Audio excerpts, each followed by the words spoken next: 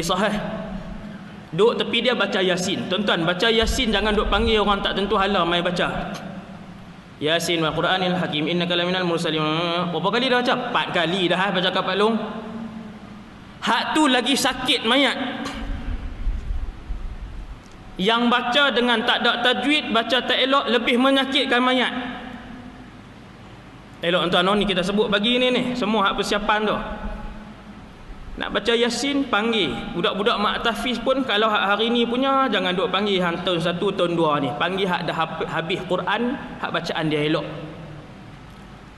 Kita sendiri baca, anak-anak sendiri baca dengan elok, dia mendapat manfaat, dia mendapat ketenangan daripada situ.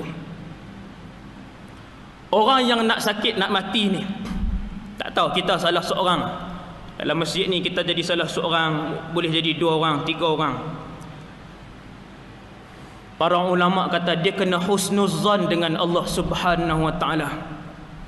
Tuan-tuan ingat tuan-tuan, saya hak duk cakap, kita bila duk nazak husnuzan dengan Allah.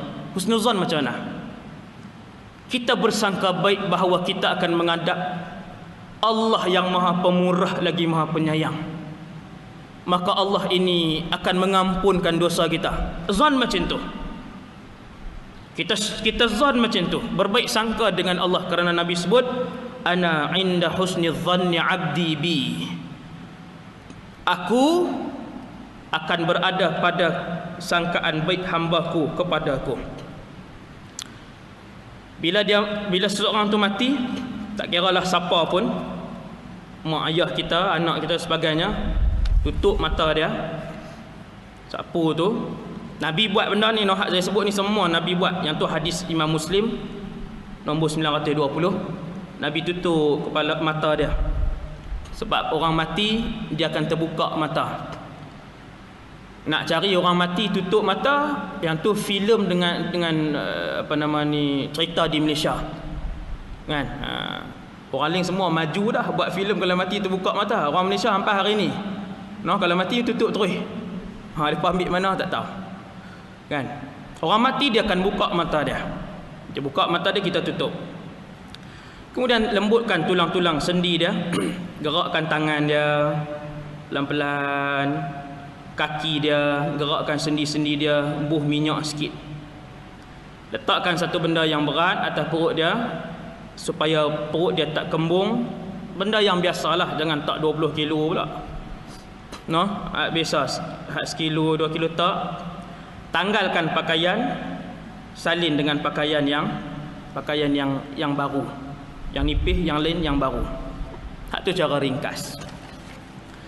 Apabila seseorang tu dia nazak, maka malaikat pun turun dengan pasukannya. Malaikat ni nama dia yang sahih adalah Malakul Maut. Israel adalah nama yang dhaif. Nama yang dhaif. Nama yang sahih Allah sebut dalam Quran, yang Nabi sebut dalam hadis-hadis yang sahih, Malakul Maut. Malaikat maut. Bila dia turun dengan 2 pasukan. Tiap-tiap kali dia turun, dan orang yang nazak ataupun yang nak dicabut roh ini akan melihat pasukan ini. Dia tengok. Dia turun dengan pasukan pertama namanya Malaikat Azab, pasukan yang kedua Malaikat Rahmat. Banyak tuan. Seorang lelaki Bani Israel, Nabi cerita, boleh tengok dalam Riyadhus Salihin, hadis itu juga hadis sahih. Dia bunuh 99 orang. Kemudian dia nak taubat. Dahsyat tuan, 99 ramai ni. Bunuh. Kemudian dia nak bertaubat. Dia pergi tanya satu orang. Orang ni dia bukan alim, dia banyak zikir ya. Jenis pi Yahanana ya, kuliah tak mau pi. Kena sebut ke benda ni, kena buh ke? Majlis selawat semangat daripada mana-mana orang ajak pi kuliah, segan. Hak ni mainan syaitan, jaga elok. Tuan-tuan, laki-laki hak nak taubat ni, dia pi tanya seorang yang rajin ibadat. Ilmu tak ada. Zikir banyak, selawat banyak, semayang, sunat apa semua, ilmu tak ada. Bahaya tak? Bahaya.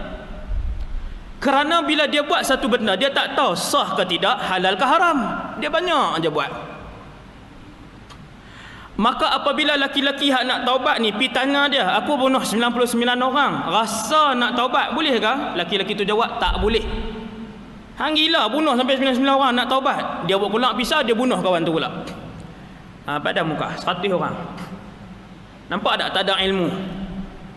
Nabi sebut sendiri dalam hadis itu, kemudian lelaki yang membunuh 100 orang itu pergi bertanya dengan satu orang manusia yang alim, ada ilmu, ibadat dan ada ilmu. Alim saja tak boleh juga, dia jadi iblis. Iblis alim tapi dia tak ada ibadat. Iblis paling alim di kalangan malaikat satu ketika dulu. Bukan satu ketika lah, sampai hari ni lah. Tapi dia tak ada ibadat. Tuan-tuan, pi jumpa dengan orang alim yang soleh tadi, alim dan soleh tadi, dia tanya, Tuan Imam, aku berasa nak taubat dan dosa aku dah bunuh 100 orang, boleh taubatkah? Tuan Imam ni kata, ma yahulu bainaka wa bainat taubah. Apa yang akan menghalang di antara kamu dan taubat? Tak ada benda. Orang alim tu tanya, hang duk mana? Sekian-sekian tempat. Orang alim tu kata, tempat itu tempat orang jahat. Tempat tu semua orang tak tutup aurat. Tempat tu kalau ada pesta semua lepas pi, lepas tak pi sembahyang Jumaat. Orang alim tu kata, pindah daripada tempat tu. Pi ke taman sekian-sekian. Taman Tun Sa'dun ke manakah? Dalam hadis tu dia sebutlah pi ke tempat ni. Situ kuliah banyak. Contoh saya buat nombor apa tu, saya tak ada nah, kan. Habis 10 lah. Tuan-tuan sekalian, maka orang alim tu pun nasihatkan, kamu pergi ke tempat ni semua orang soleh kampung tu. Dia pun pi. Dalam perjalanan sampai ajal dia, turunlah malaikat maut dengan pasukan dua pasukan. Malaikat maut pun ambil nyawa dia. Bila malaikat maut ambil nyawa dia, roh dia siapa nak ambil? Pasukan malaikat rahmat ataupun pasukan malaikat azab? Wa qila man raq. Dalam Quran Allah sebut, kalla idza balagatit taraqiya wa qila man raq. Ketika mana roh telah sampai di kerongkongan, nak ulang dah. Waktu tu malaikat maut dia tanya, man raq, siapa nak ambil ni? Ketika itu malaikat rahmat kata, aku yang ambil. Hak laki yang bunuh 100 orang tadi, aku yang nak ambil, sebab jaa taiban muqbilan biqalbihi ila Allah. Sebab dia telah bertaubat dan sedang dalam perjalanan menuju kepada Allah. Dia nak pergi berubah. Malaikat azab kata, bahkan aku yang ambil. Innahu lam ya'mal khairan qat.